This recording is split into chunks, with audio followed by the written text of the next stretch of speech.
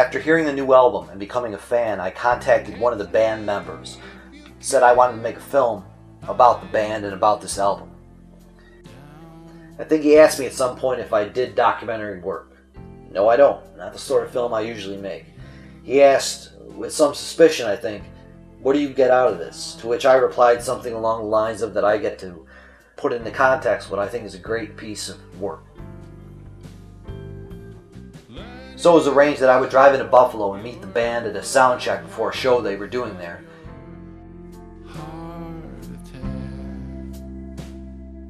Looking around in your drawers, stealing your photographs.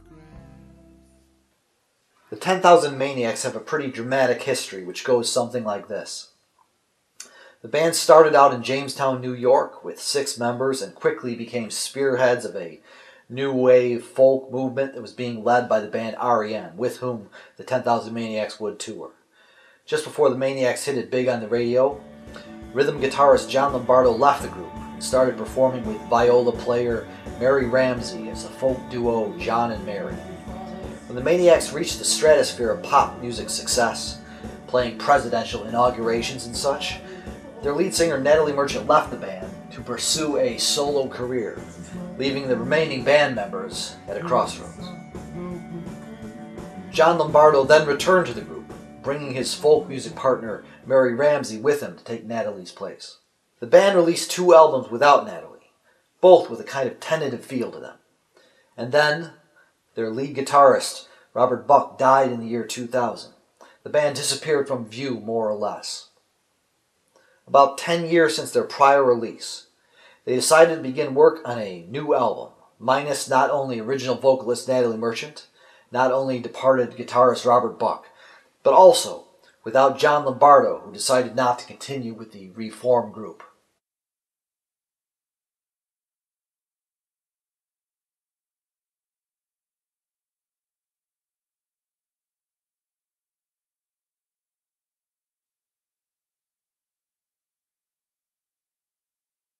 So, I showed up for the sound check in Buffalo, where people were to pay $40 to $50 a ticket to see the band in a sort of intimate engagement at this hip bar that hosts shows from iconic performers of past decades. It feels like a day.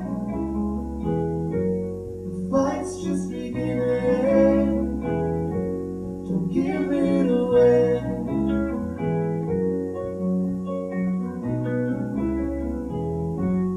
Breath's like an ocean. After the rehearsal in the stiflingly hot bar, in which ex-member John Lombardo took part, the band retired to an air-conditioned studio next door to the bar. They were waiting for food to be delivered so that they could take it back to their hotel rooms.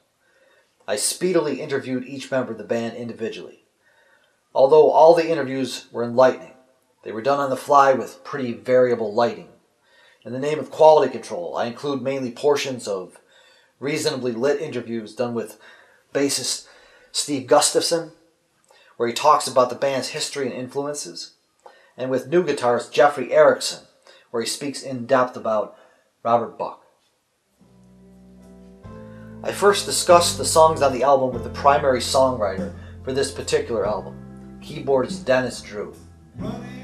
Dennis Drew disagreed with my readings, but being a nice guy, left open that my interpretations might make sense, though they weren't lyricist intent.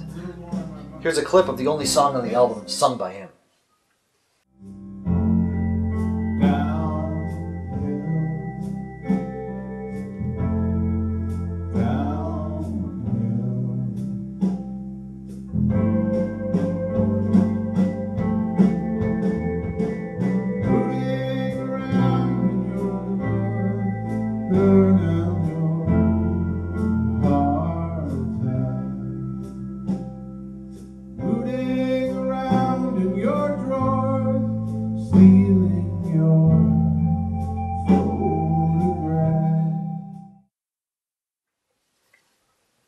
I discussed with singer Mary Ramsey that I, among many others, based on online reviews I've read of the album, feel that this is her best work with the group.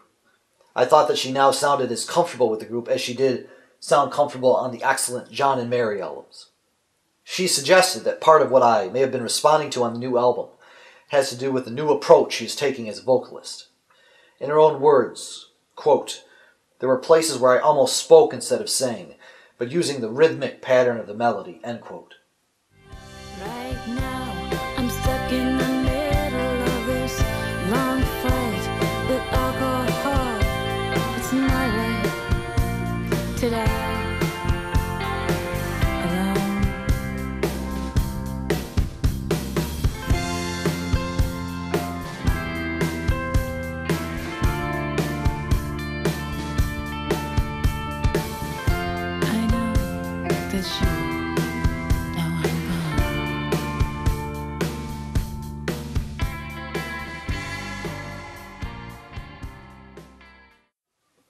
I've been dealing exclusively with bassist Steve Gustafson in my arrangements to film the band, which had me wondering if he was the band's leader. His answer to my first question brought much information about the dynamics of the group in its earliest years. My first question to Steve: were you the person in the band's early years who organized and pushed them? No. I think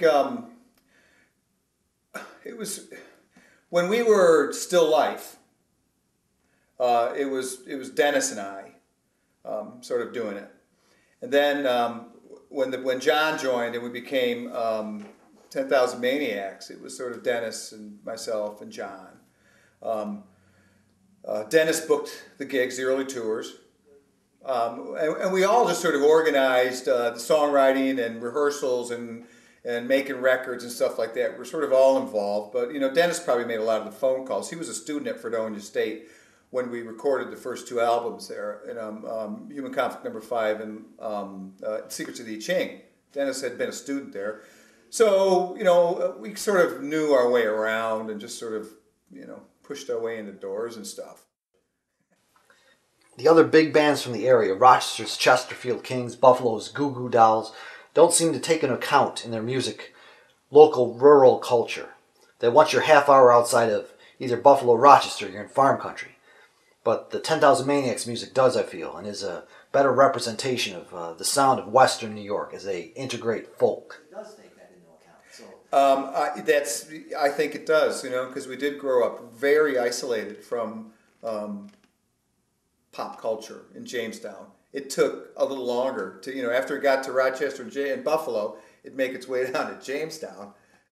John Lombardo was, really opened our eyes to a lot of music that I really didn't know much about. I'd heard of reggae. I liked reggae, but I didn't really know about the Gladiators or the Mighty Diamonds, and he turned us onto that, and Fairport Convention and Sandy Denny and all that folk music. He turned us onto that. I wouldn't have heard about it if it hadn't been for him.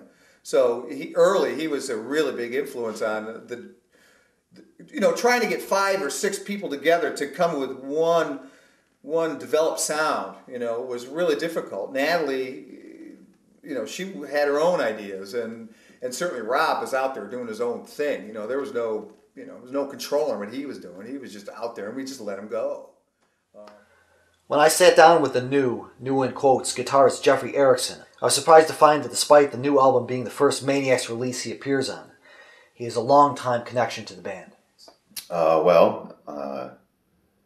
My parents lived up the street from Rob Buck, and I became friends with him when I was about 16 years old. Hung out with him and got to know him and some of the members of the band. Started writing songs with Dennis shortly after that. They hired me as their guitar technician, which I did for 3 or 4 years. Don't really remember. And then unfortunately we lost Rob and took a couple years off. And I had played in a local regional group, and the guys knew my playing style, and they asked me if I'd like to be in the band. And that was about, I think, 11 years ago. So I've been in the band for quite some time, although this is the first record that we've done that I've been on. Now, do you feel when you play guitar, you're kind of channeling what he started, or are you off? A little of both. A little of both. Of course I channel some of the stuff. I sat behind his amp for a number of years, so I sort of learned some of his things by osmosis. And I want to do that because the band has a sound that it got known for, and you don't want to deviate too far from that.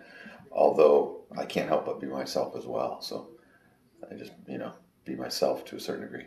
Now, I think gold is. He said somewhere this quote, and I don't have it right, that he wanted a guitar sound that was like dolphins slipping sideways through time. Is that sounds like something he'd say. Now, his guitar sound, was that kind of effects driven, or it was a combination of the effects he used? Or I always say guitar playing starts with the fingertips, so it starts there. It starts with the person. But he did use a lot of effects. He was always experimenting with different effects. We'd be out in some town, and we'd go to the music store, and he'd go, "Look, we'll buy those two and try them tonight." And I'm not quite that adventurous. I like to know what I'm getting into, but he would just put them in and try them in front of an audience. And, wow. I like to be, that's a little too adventurous for me. But I use them too. Probably not as heavy as he did. But I do use some of it. And I actually was in possession of a book, a notebook, and it was all his handwriting. And it was not only the tunings, but the little chord charts of chords he made up and tunings he made up. So it's a book of secrets. Nobody, without that book, you couldn't play These Are Days the way Rob did, because who could ever figure it out? He made up the tuning and he made up the chords. So having that book was a tremendous gift, and learning those songs that way, so they can be even that more authentic. Not that there might not be another album from the band, but on this one, founding members Dennis Drew, Jerry Augustiniak, Steve Gustafson, as well as essential contributors Mary Ramsey and Jeffrey Erickson, after much hardship, rediscovered the band's footing.